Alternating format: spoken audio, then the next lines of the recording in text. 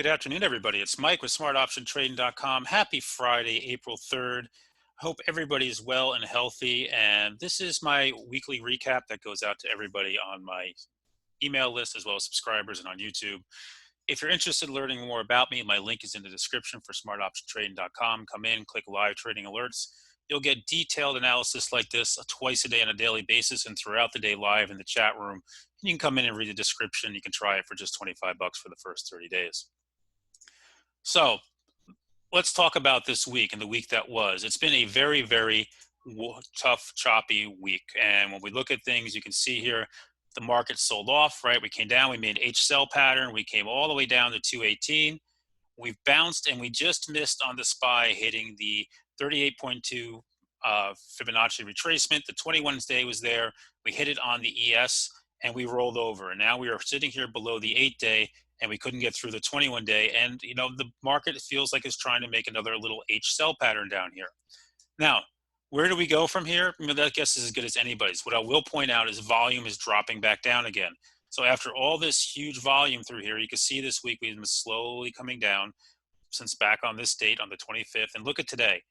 If you think there was nothing going on today and you were trading against algorithms, you're absolutely right.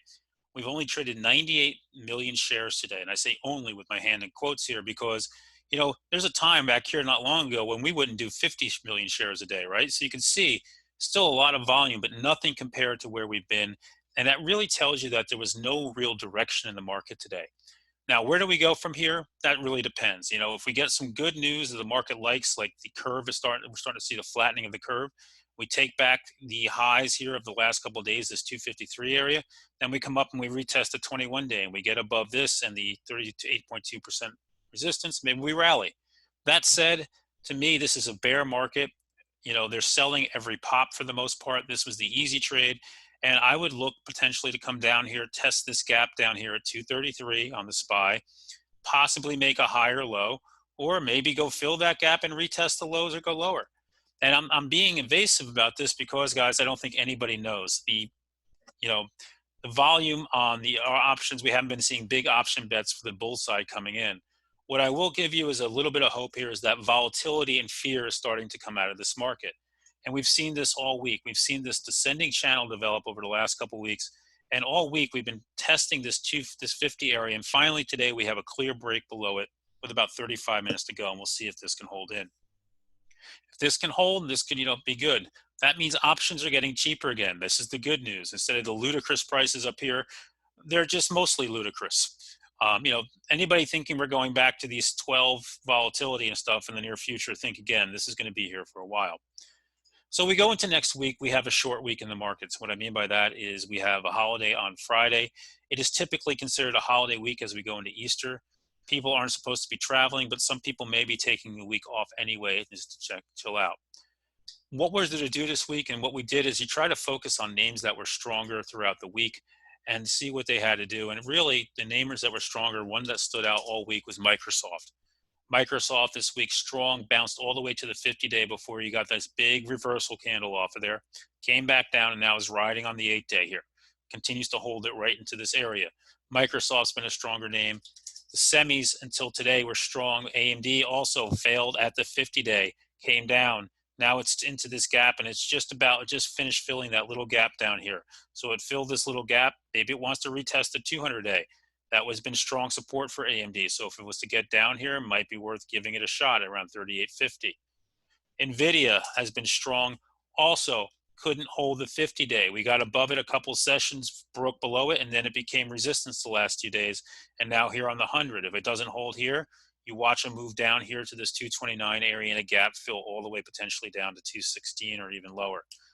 And that's really what this week was about. This week is really about looking for trades, getting in and out of things, making money, and making sure, most importantly, you don't get hurt.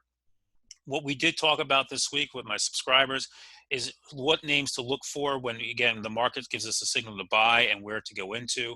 And really this week I traded very quickly in and out. I did not stay long in trades, but it turned into a very nice week for me, whether it was trading VXX, mostly a lot of TQQQ and SQQQ.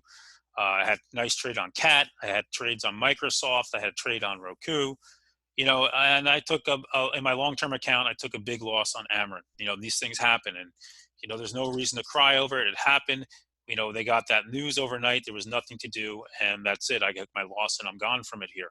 These things will happen, and there's nothing you can do about it when they happen, except get out of it, trade your way out of it, and look for your next trade to make money. One other thing to keep an eye on is oil. Crude is spiking here on hopes that OPEC Plus is going to meet on Monday and that we're going to get a deal in place to cut production.